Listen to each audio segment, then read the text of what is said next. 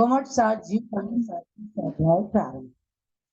सिद्धं शुद्धं पणमिया जिनिंदवर नेमि चंद मकलंकम गुणरयण भूषणुदयम जीवस्य परुवणम वोच्छम। भव्यात्माओं, जीव द्रव्य की 20 प्ररूपणाओं के अंतर्गत 15 नंबर की प्ररूपणा 14 मारणाओं में से लेस्या मारणा का कथन चल रहा है। आपने लेस्याओं के माध्यम से अपने ही परिणामों का स्वयं परीक्षण करने का ये भाव जान लिया होगा कि किस प्रकार से हमारे परिणाम कितने काले हैं, कितने स्वच्छ हो सकते हैं। इन सब का गणित हम स्वयं में अपनी लाइफ का ब्लूप्रिंट बना करके और आकलन कर सकते हैं। प्रतिदिन कम से कम सुबह से लेकर शाम तक जो भी कार्य करते हैं, शाम को उसका लेखा जोखा करने के लिए आलोचना पाठ जरूर जरूर पढ़ना चाहिए। हमसे किसी का दिल दुखा है, हमने किसी की हिंसा की है, हमने भावों से भी यदि हिंसा की है, द्रव्य से किसी छोटे बड़े जीव की हिंसा हो गई है, या मन वचन काय से किसी प्रकार का कोई अभिनय हुआ है गुरुओं के प्रति, भगवान के प्रति, शास्त्र के प्रति, तो इन सब के क्षालन के लिए, पापों को नष्ट करने के लिए आलोचना पाठ पढ़ करके अपने मन को पावन और पवित्र बनाना। 6 लेस्याएं हैं, कृष्ण, नील, कापुर, पीत, पद्म और शुक्ल। इन 6 लेस्याओं में से 3 लेस्या अशुभ हैं और 3 लेस्या शुभ हैं। अशुभ लेस्याओं के बारे में आप जान चुके हैं और मैं समझती हूँ निश्चित ही परिणाम ऐसे बनाए होंगे कि हम ऐसे अशुभ परिणामों में कभी ना रहें और शुभ परिणामों को करते हुए अपने देवगति मनुष्य गति का बंद करें, देवायु को प्राप्त करके आगे मनुष्य बनकर मोक्ष जाने की भावना रखें। तब क्रम के अनुसार पीतलेस्या का लक्षण आ रहा है। पीतलेस्या वाले जीव के चिन्ह, उसकी पहचान क्या है? गाथा नंबर 142 142 और पेज नंबर है 127। जाणई कज्जा कज्जम, जाणै कज्जा कज्जम, सेयम सेयम च सौव समपासी, सेयम सेयम च सौव समपासी, दयदान हृदोयमिदु, दयदान हृदोयमिदो, लक्षण मेयम तु ते उस, लक्षण मेयम तु ते उस। सामूहिक गाथा पढ़िए। जाणै कज्जा कज्जम, सेयम सेयम च सौव समपासी, दयदान हृदोयमिदु, लक्षण मेयम तु ते उस। जानाति कार्याकार्यं सेव्यम असेव्यम च सर्व समदर्शी, दयादान रतश्च मृदु, लक्षण में तत्तु तेजसा। अब अशुभ से शुभ की ओर आ रहे हैं, यानी कि किस प्रकार से मनुष्य गति के अंदर ये जीव अपने परिणामों को शुभ बनाते हुए पर के प्रति कैसा उसका भाव होना चाहिए, ये लक्षण इसमें बताए हैं। जाणई कज्जा कज्जम माने कार्य और अकार्य को जानता है, जो कि किस कार्य को कैसे किया जाता है। जो करने योग्य है वह कार्य कहलाता है, जो नहीं करने योग्य है वह अकार्य कहलाता है। न कर तुम योग्य अकार्य, जो करने के योग्य नहीं है, जान रहे हैं झूठ बोलना पाप है, चोरी करना पाप है, हिंसा करना पाप है, तो अगर अकार्य के विषय में जान रहे हैं तो करने योग्य क्या है, अच्छा कार्य करना अपने लिए योग्य है। तो ऐसा जिनको विवेक रहता है, सेयम असेयम, सेव्य और असेव्य को समझने वाला है। क्या मेरे सेवन करने योग्य है, क्या सेवन करने योग्य नहीं है। आप देखो कि जैन कुल में जन्म लेने वाले प्रत्येक बालक बालिका के लिए 40 दिन के अंदर ही उसको गुरुजन जब उसके कान में नमोकार मंत्र सुनाते हैं तो कहते हैं कि 5 उदंबर और 3 मकार का त्याग करके अष्टमूल गुण को धारण करना। बच्चा कुछ नहीं समझ रहा, लेकिन उसके मम्मी पापा को बताया जाता है कि पंच उदंबर फल जो हैं, बड़, पीपर, उमर, कठुमर, गूलर वगैरह, इनके अंदर त्रसजीवों का वास रहता है, इनको खाने से त्रसजीवों का घात होता है। मध्य, मांस, मधु ये तामसी प्रवृत्ति को लाने वाले हैं। ये साक्षात एक इंद्रिय से लेकर पंच इंद्रिय तक जीवों का घात कराने वाली वस्तुएं हैं, नशा कराने वाली तामसी वृत्ति को उत्पन्न कराने वाले हैं, तो इनका त्याग कराया जाता है। तो ये क्या है? असेव्य है, सेवन करने योग्य नहीं है, इसलिए इनका त्याग कराते हैं। तो जो सेव्य असेव्य को समझता है, सबके विषय में समदर्शी रहता है, दया और दान में तत्पर रहता है, दय दान हृदो यमिदु, और मन वचन काय के विषय में वो मृदु होता है। मृदुता जिसके अंदर रहती है, तामसी नहीं होता, क्रोधी नहीं होता, मानी नहीं होता, हर जीव के प्रति अपने जैसा भाव रखते हैं कि अगर मुझे सुई चुभाई गई है, मुझे कष्ट होता है, तो मैं भी किसी को कष्ट ना दें। ऐसी भावना रखने वाले कौन है? पीतलेस्या वाले।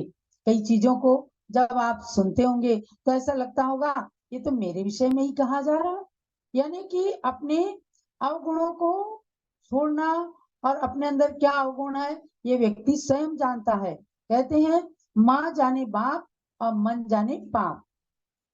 चाहे कितना ही किसी से छिपा लो, लेकिन मन तो जानता है ना मैंने किसके प्रति क्या किया, या अपने लिए कौन सा हित का कार्य किया है, तो सब कुछ मालूम होता है।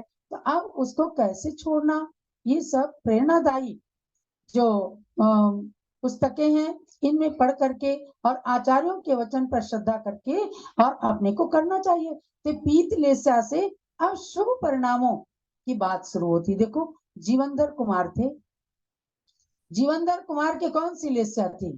कृष्ण लेस्या, नील लेस्या, कापोत लेस्या क्या नहीं, यानी अशुभ परिणाम नहीं थे। राजकुमार होकर के भी जब वो मार्ग से जा रहे थे, मरते हुए कुत्ते को देखा तो उनके अंदर हित की भावना आई कि इसको किसी ने सताया है, मारा है, अब मेरा कर्तव्य क्या है?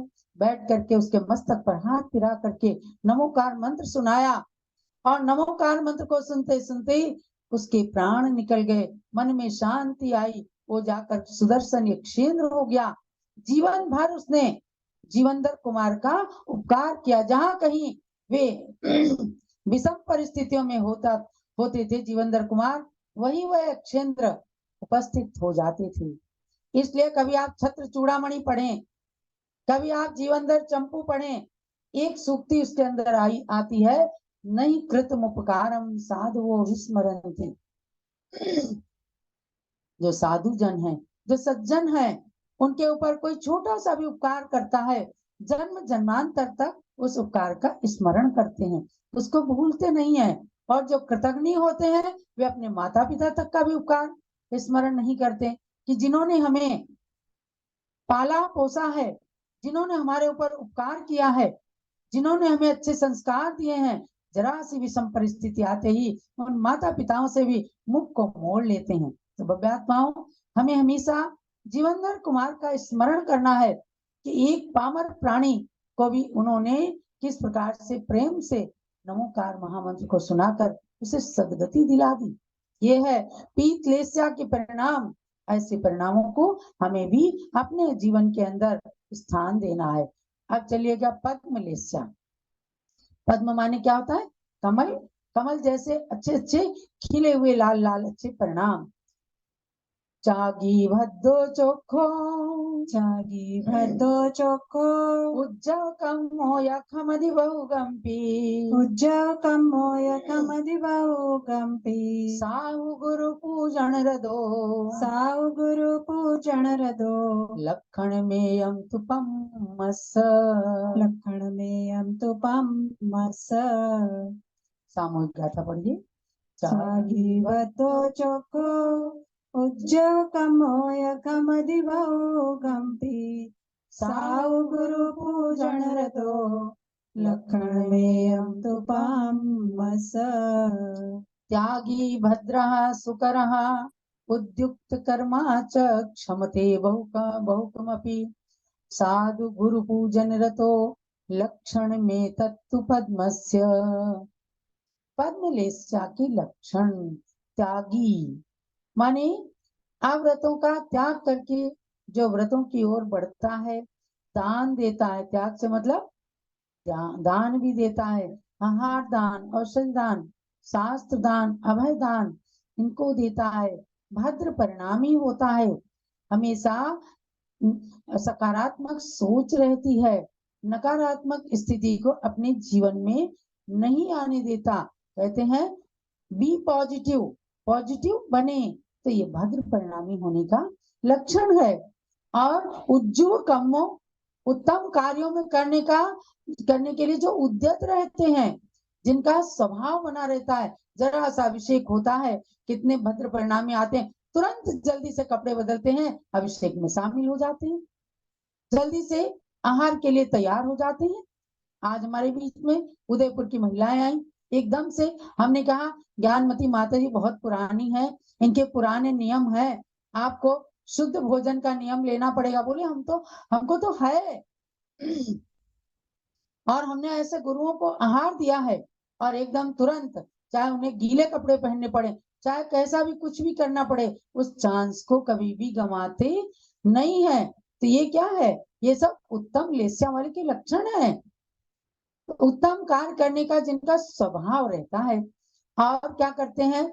कष्ट रूप तथा अनिष्ट रूप उपद्रवों को सहन करने वाले, कर्म का उदय समझ करके जो उपसर्गों को, उपद्रवों को या किसी के द्वारा दिए गए गाली निंदा के वचनों को सहन करने में सक्षम होते हैं। देखो क्या है, उपदेश देना, शिक्षा देना सरल होता है, लेकिन विषम परिस्थिति आने पर जब मनुष्य के अंदर धैर्य होता है, तभी वो ऐसे उपद्रवों को या दूसरों के वचनों को, निंदा को सहन कर पाता है।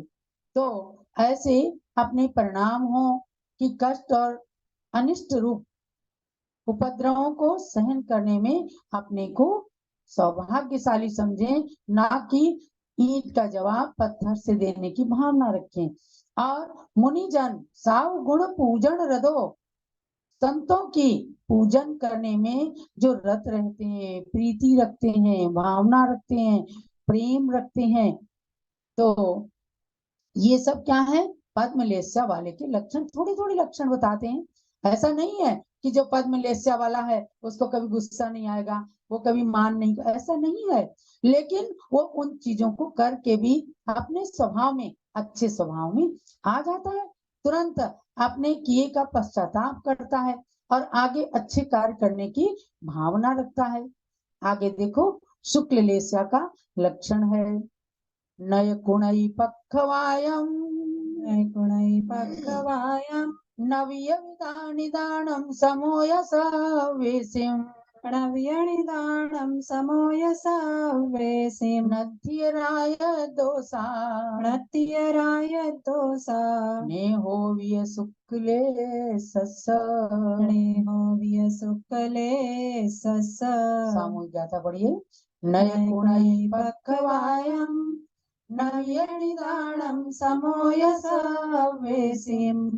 नत्यराय दोषा नेहो विय शुक्ले सस।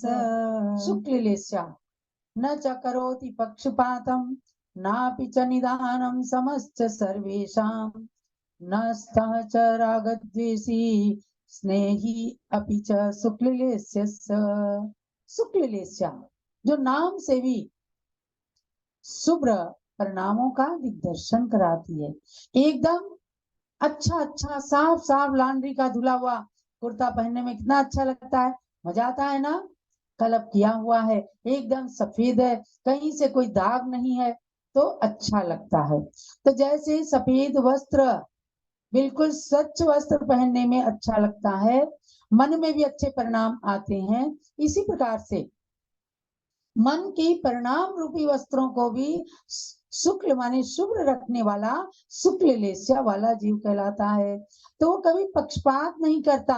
पक्षपात से मतलब अच्छे के प्रति और बुरे के प्रति एक सा ऐसा नहीं, वो हमेशा जो है धर्म के प्रति, किसी धर्मात्मा के प्रति पक्षपात नहीं करता, उनके प्रति हमेशा अनुराग करता है। नहीं तो खुद धर्मात्मा है और दूसरे धर्मात्मा को देख करके अगर पक्षपात करने लग गए, द्वेष करने लग गए, तो ये यहाँ नहीं कहने का अभिप्राय है। ये कहने का अभिप्राय है कि धर्म और धर्मात्मा के प्रति जो कभी पक्षपात नहीं करते। नवीय निदानम, कभी निदान नहीं करते, इसने मुझे कष्ट दिया है, अगले जन्म तक मैं इसका बदला लेता रहूंगा, नहीं। सम्यक दर्शन के साथ बदला लेने की भावना कभी कोई सम्यक दृष्टि नहीं रख सकता। यदि मिथ्या दृष्टि है तो पग पग पर वह बदला लेने की भावना करेगा, कुछ ना कुछ नेगेटिविटी बना लेगा। तो निदानम समस्त सर्वेशा, सब जीवों के प्रति समदर्शी होना, समता परिणामी होना, इष्ट से राग और अनिष्ट से द्वेष नहीं करना, स्त्री पुरुष मित्र आदि में स्नेह रहित होना और आत्मा के प्रति अनुराग करना, ये सब शुक्ल लेस्या वाले के लक्षण हैं, चिन्ह है। तो आपकी ये 6 लेस्याएं हो गई। कल एक गाथा के द्वारा बस इस लेस्या के प्रकरण को समापन करना है। और सबसे बड़ी बात है कि इस लेस्या के अंदर ही जब जीवों का कैसे परिणामों के साथ कब मरण होता है और कैसी गति में जाना होता है, ये बात आपको इसके अंदर बताई जाएगी कि कौन से अंश में, यानी शुक्ल लेस्या के उत्कृष्ट अंश में जब जीव का मरण होता है तो नियम से वो सर्वार्थ सिद्धि नाम के विमान में जन्म लेता है और आगे जाकर मनुष्य भाव में आकर नियम से तपस्या करके मोक्ष को प्राप्त कर लेता है। ऐसी बातों को जानकर अपने परिणामों को शुभ बनाना।